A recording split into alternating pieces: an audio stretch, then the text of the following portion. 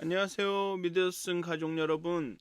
오늘도 정 하나님에 대한 굳건한 믿음과 그 사랑 안에서 머물면서 성령으로 기도하고 또 그렇게 그리스도의 긍휼과 자비를 기다리시는 그런 하루가 되었으면 좋겠습니다. 정말 그 진리와 사랑 안에서 행하시는 여러분들이 되었으면 좋겠습니다. 우리 사도신경 하심으로 1월 19일 수요일 새벽 예배를 시작하도록 하겠습니다. 전능하사 천지를 만드신 하나님 아버지를 내가 믿사오며 그 외아들 우리 주 예수 그리스도를 믿사오니 이는 성령으로 잉태하사 동정녀 마리아에게 나시고 본디오 빌라도에게 고난을 받으사 십자가에 못 박혀 죽으시고 장사한 지 사흘 만에 죽은 자 가운데서 다시 살아나시며 하늘에 오르사 전능하신 하나님 우편에 앉아 계시다가 저희로서 산 자와 죽은 자를 심판하러 오시리라. 성령을 믿사오며 거룩한 공회와 성도가 서로 교통하는 것과 죄를 사하여 주시는 것과 몸이 다시 사는 것과 영원히 사는 것을 믿사옵나이다. 아멘. 찬송가 429장 함께 찬양하시겠습니다. 세상 모든 풍파 너를 흔들어 429장입니다. 통합으로는 489장입니다. 찬송가 429장 함께 찬양하시겠습니다.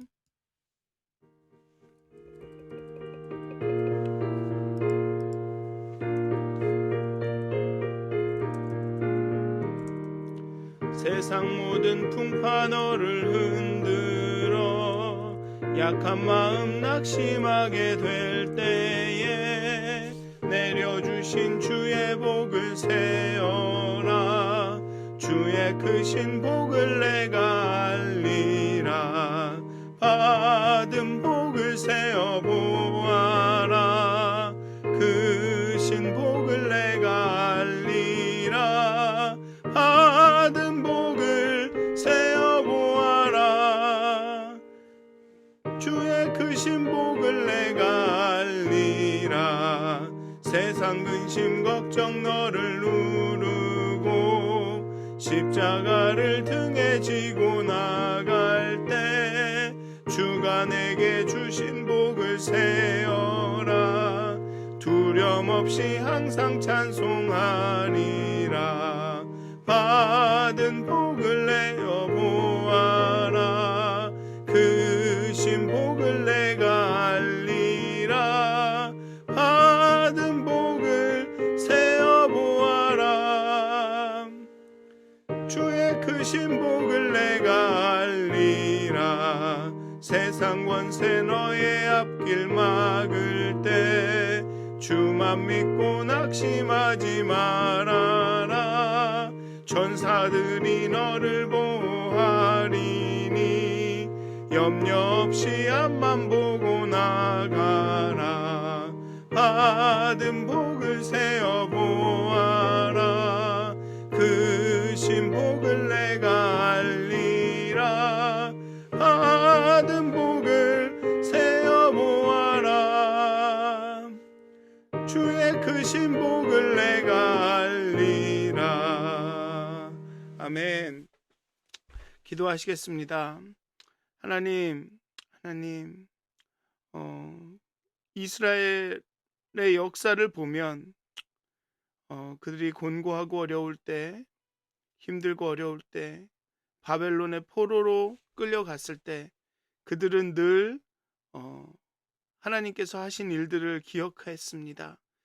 그 애굽에서 그들을 구해내신, 그 홍해를 건너게 하신, 광야에서 인도하신 그 하나님을 기억하면서 그 자신들이 받은 복을 기억하면서 그 앞으로 그들 가운데 함께 하시고 또 앞으로 역사하실 하나님을 기대하며 기도하며 기억했습니다. 하나님, 우리도 우리 앞에 어려움들이 닥칠 때 우리 삶 속에서 역사하셨던 그 하나님을 기억하게 하여 주시옵소서. 우리를 위하여, 우리를 죄에서 구원하시기 위하여 십자가에서 죽으신 예수 그리스도를, 그 은혜를, 그 사랑을 기억하게 하시고 또 우리 오늘 지금 가운데 역사하시며 또 앞으로도 역사하실 그 하나님을 새롭게 기대할 수 있도록 하나님, 이 아침에 하나님 우리가 하나님의 은혜를, 사랑을 기억하는 그런 시간이 되게 하여 주시옵소서. 정말 진리와 사랑 안에서 머물면서 그리스도의 자비와 그 은혜가 임할 것, 긍휼이 임할 것들을 기대하면서 기다리는 우리들이 될 수 있도록, 정말 그렇게 기도하면서 나아가는 하루가 될 수 있도록 하나님 우리와 함께 해 주시옵소서. 감사합니다. 예수님의 이름으로 기도하였습니다. 아멘. 오늘 함께 나누실 말씀은 민수기 1장 1절에서 54절까지의 말씀입니다. 민수기 1장 1절에서 54절까지의 말씀인데요. 오늘은 제가 봉독하지는 않겠습니다. 왜냐하면 이게 너무 길어서 이 봉독하는 데만 해도 한 많은 시간이 걸릴 것 같아서 봉독하지는 않을 텐데, 그 내용은 비교적 간단합니다. 왜냐하면 같은 형태의 말들이 이렇게 반복되기 때문에 읽지는 않지만 제가 이렇게 간략하게 어떤 내용이 있는지는 말씀을 드리려고 합니다. 먼저 1장 1절에서 16절까지는 각 지파의 지도자를 선출합니다. 여기 보면 르우벤 지파에서는 스데울의 아들 엘리수리오 이러면서 각 지파의 지도자들을 쭉 나열합니다. 사실은 선출하는 것이죠. 왜냐하면 모세에게 하나님께서 뽑으라고 명령을 하셨기 때문에 1절부터 16절까지는 그렇게 지도자 선출에 대해서 나옵니다. 그리고 17절부터 46절까지는 각 지파의 어떤 그 싸움에 나갈 만한 자들을 계수하게 됩니다. 수를 세게 됩니다. 그래서 그 숫자를 이야기하는 내용이 17절부터 46절까지 쭉 나오게 됩니다. 거기 잠깐 읽어드리면, 이스라엘의 장자 루벤의 아들에게서 난 자를 그들의 종족과 조상의 가문에 따라 20세 이상으로 싸움에 나갈 만한 각 남자를 그 명수대로 다 계수하니 르우벤 지파에서 계수된 자는 46,500명이었더라. 그 다음에는 시므온 지파, 갓 지파, 유다, 이렇게 해서 그 지파들의 20세 이상의 싸움에 나갈 만한 남자들의 숫자가 얼마인지를 쭉 나열하고 있습니다. 그리고 47절에서 54절까지는 이제 특별히 다른 12지파가 아닌 레위 지파의 계수와 그 레위 지파에서 그 사람들의 숫자와 그들의 임무에 대해서 언급하고 1장이 마무리가 됩니다. 그게 이 민수기의 내용입니다. 너무 길어서 다 읽지는 못하고 그렇게 그냥 간략하게 말씀을 드렸습니다. 이스라엘 백성은 출애굽 이후에 그 시내 반도의 그 해안 도로를 따라서 쭉 내려옵니다. 여러분들, 이게 지도를 보여드리면 좋겠지만 지금 그럴 수가 없는데요.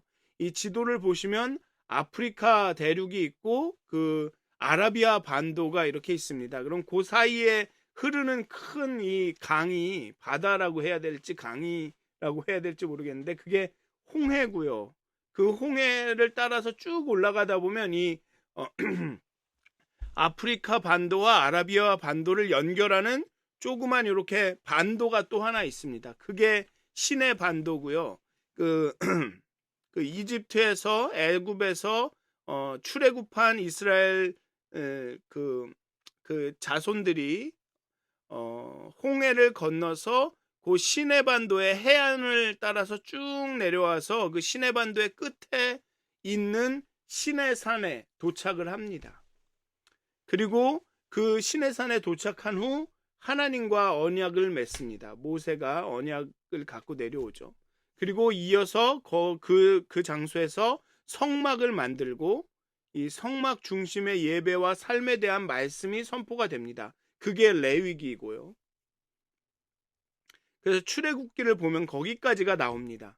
그리고 이제 민수기는 이제 그 성막을 건설하고 레위기를 반포하고 그 다음에 이제 그것에 이어서 이제 시내산을 떠나서 이제 광야로 들어가는, 그 광야로 들어가기 전에 준비를 하는 장면으로 이제 민수기가 시작이 됩니다.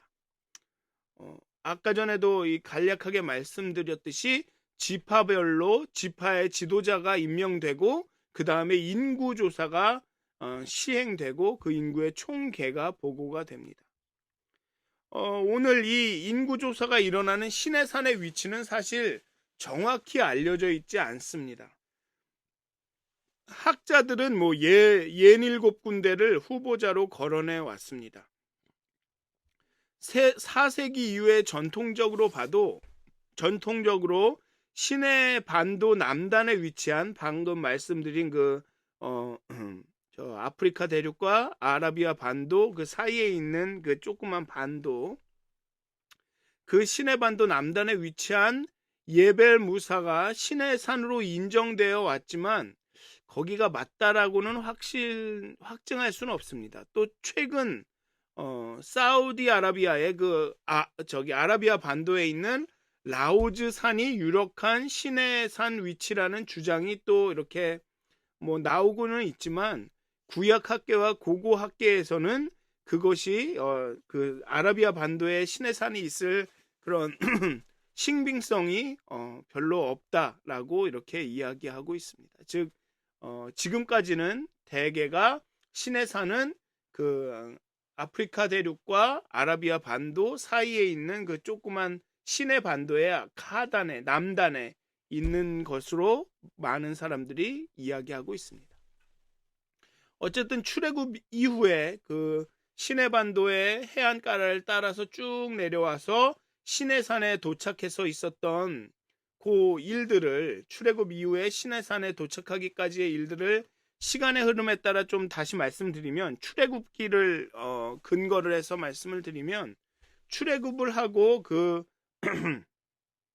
시내 광야에 도착을 하고 그 다음에 그 해안가를 따라서 시내산에 도착을 하고 그 시내산에서 언약을 새로 맺고 그 다음에 성막의 완성과 성막을 봉헌하고 그리고 레위기를 반포해서 이제 예배와 삶에 대해서 어떻게 해야 되는 그 규례가 담긴 레위기를 반포를 하고 그 다음에 거기서 최초로 유월절을 준수를 하고 그 다음에 이제 민수기 오늘의 본문에처럼 1차 인구 조사를 하고 그 다음에 이제 시내산을 출발하게 됩니다. 레위기가 반포되고 첫 번째 유월절을 준수하고 민수기가 이제 인구조사 명령과 더불어 시작이 됩니다. 레위기와 마찬가지로 성막이 완성된 후에는 성막에서 하나님의 명령과 율법이 선포가 됩니다. 모세를 통해서. 인구조사는 이제 시내산을 떠나 약속의 땅 가나안을 향한 그 광야 여정을 시작하기 위한 준비 작업입니다.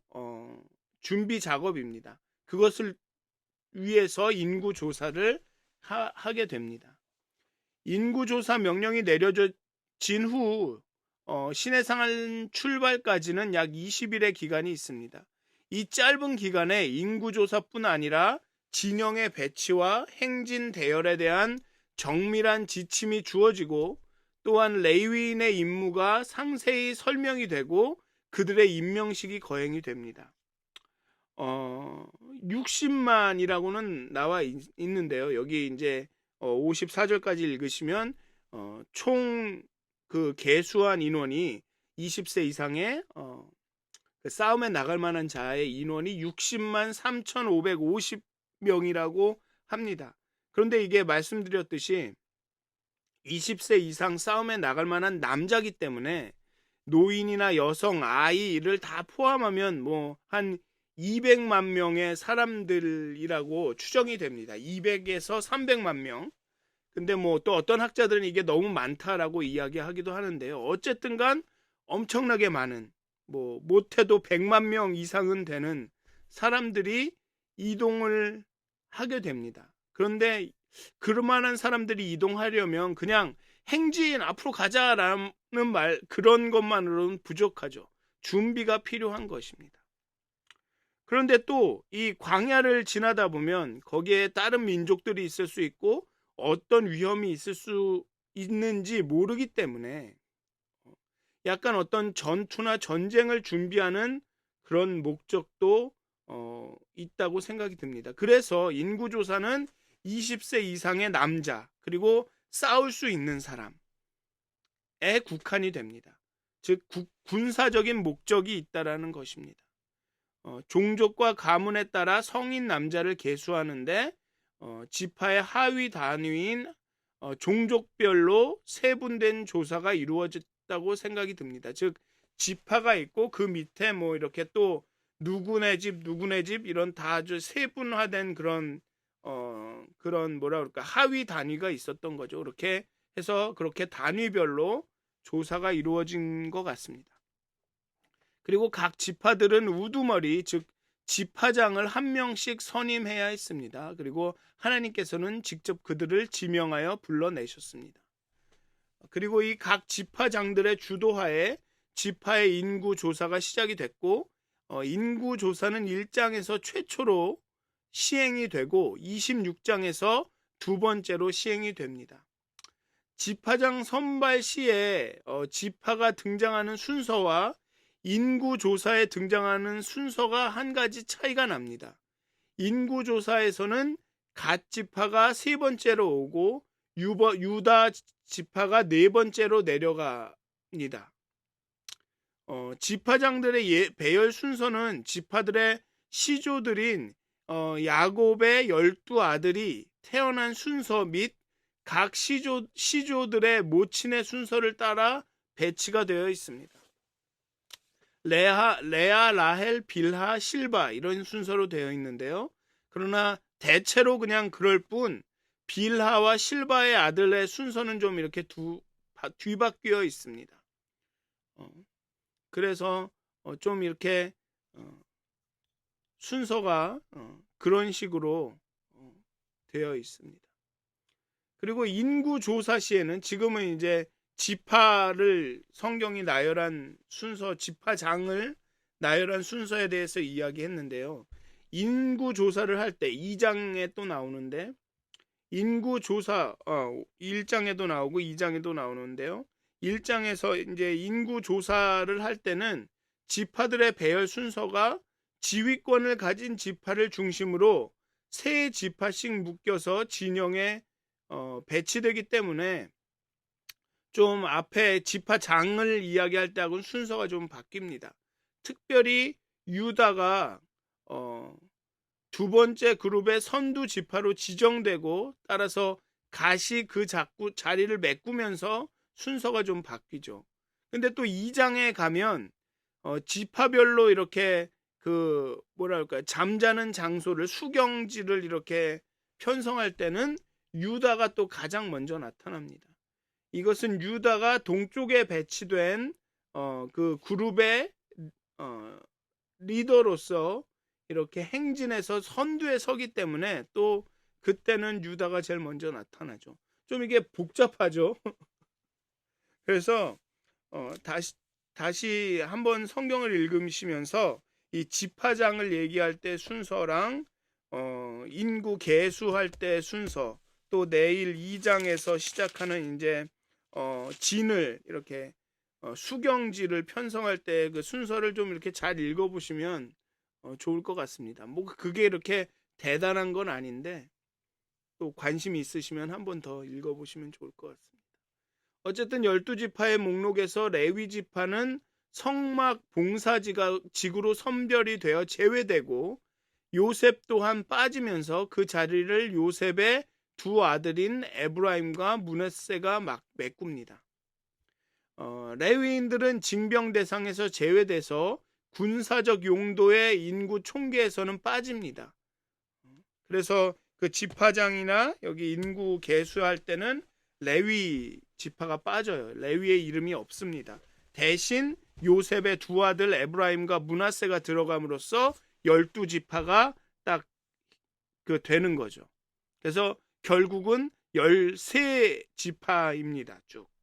그런데 레위가 아예 그 계수나 이런 데서 빠지기 때문에 12지파로 또 그 숫자가 맞춰지는 거죠.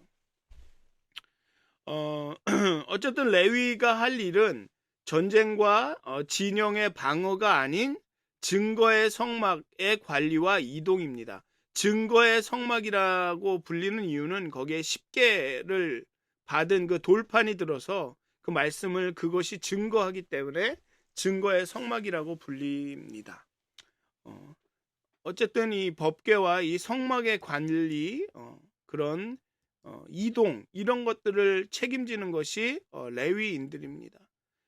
따라서 그들은 레위 세 가문으로 나뉘어서 그 레위 지파 안에도 또 이렇게 있는 세 가문으로 나뉘어서 성막 주변 남쪽과 북쪽 서쪽에 배치되어서 천막을 치고 살았습니다. 즉 성막이 중심에 있고 그 주변에 남쪽 북쪽 서쪽에 레위 지파가 이렇게 천막을 치고 살았고 수경을 했고, 그리고 그 주변에 이제 12지파가 배치돼서 이렇게 뭐라 그럴까요? 수경지를 형성하게 되죠. 그리고 동쪽의 성막 입구는 제사장들의 집, 모세랑 제사장들의 집 그 막사가 위치했습니다. 반면에 이스라엘의 지파들이 그 둘레에 포진하여서 지파별로 이제 지정된 곳에 자리를 잡았고, 지파별로 구분되도록 군기를 세워 놓았을 것으로 보입니다. 이 자세한 내용은 2장에서 또 나오게 됩니다. 레위인들은 제사장들의 지휘에 따라서 성막과 그 안에 있는 모든 기물들과 그 외에 성막에 딸린 모든 부속물들을 관리해야 했습니다. 더불어 성막 지킴이인 레위인은 외인, 즉 레위 지파 외의 백성이 함부로 성막에 접근하지 못하도록 경계를 서야 했습니다. 그렇게 지파 지도자들과 인구 계수와 레위 지파의 임무 하달이 끝이 났습니다. 이것이 이제 오늘 1장의 내용입니다. 이제 이 민수기 1장 1절은 이제 시내산에서 이제 광야로 가나안을 향해서 이 광야의 행군을 준비하는 그런 과정을 쭉 보여줍니다. 근데 여기서 좀 관심을 갖고 봐야 할 것은 무엇이냐면, 인구를 계수할 때 그냥 사람 전체를 한 것이 아니라 싸울 수 있는 사람, 전쟁을 수행할 수 있는 20세 이상의 남성을 계수했다라는 것입니다. 즉 부대를 재편했다고 생각할 수 있을 것입니다. 싸울 수 있는 군대를 이렇게 구성했다고 생각하는 거죠. 다시 말해서 이제 출애굽을 해서 가나안까지 가는 이 여정은, 이 행군은, 뭐라 그럴까요? 여정, 행군, 행진, 이 행진은 단순한 이동이 아니라 전쟁을 전제로 한 행군이라는 것입니다. 하나님은, 모세는 이 행진이, 이 가나안까지의 여정이 전투가 될 것이라는 것을, 거기에 싸움이 있을 것이라는 것을 전제했다라는 것입니다. 그래서 어떻게 보면 싸움을 준비하고 있는 것입니다. 그렇기 때문에 어쩌면 더 준비가 필요한 것이겠죠.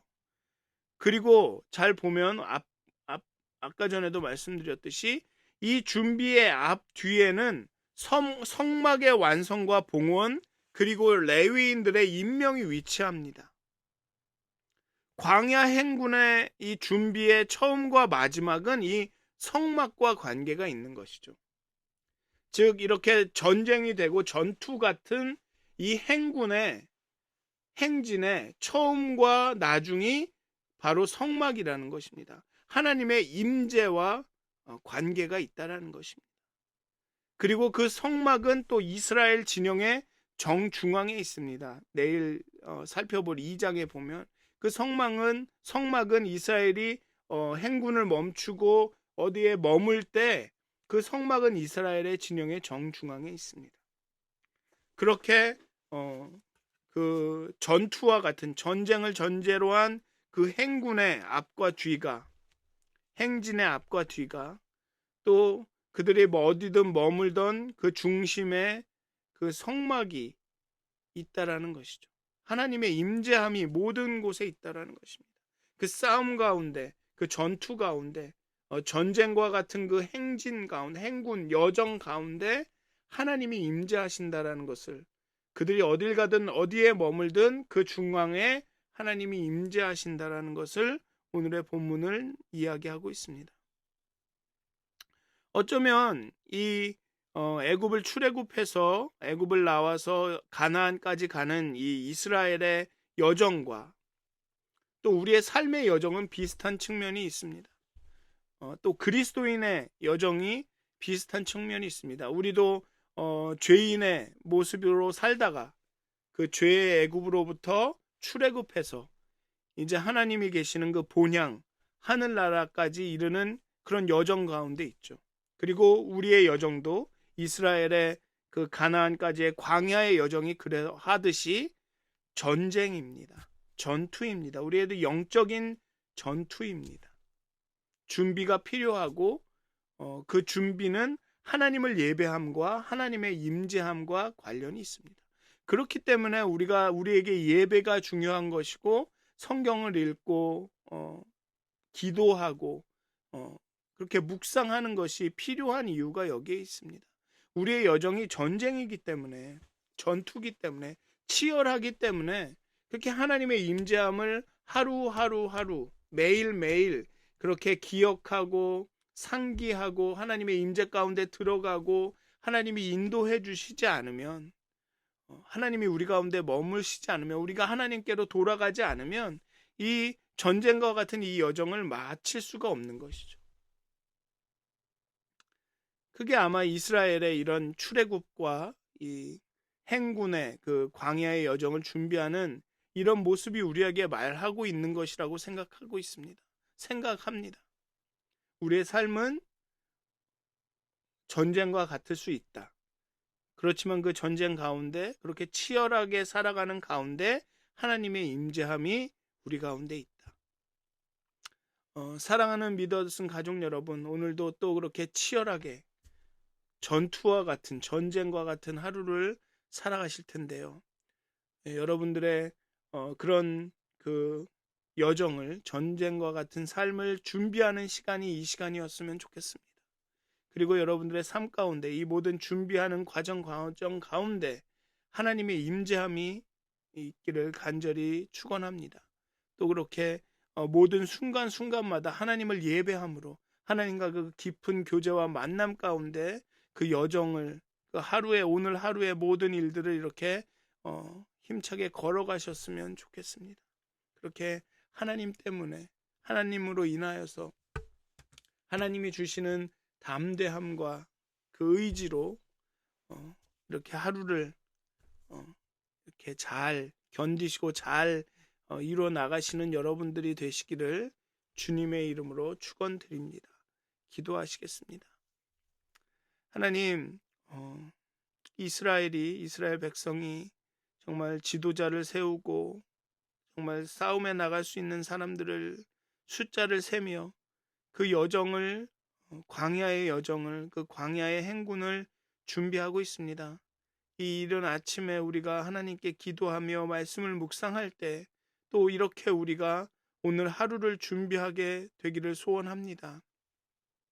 정말 하나님을 예배하면서 우리 가운데 우리의 삶 가운데 우리의 앞에 우리의 뒤에 우리의 가운데 우리의 중앙에 우리의 삶 가운데 함께 하시는 그 하나님의 임재함으로 우리가 나가기 원합니다.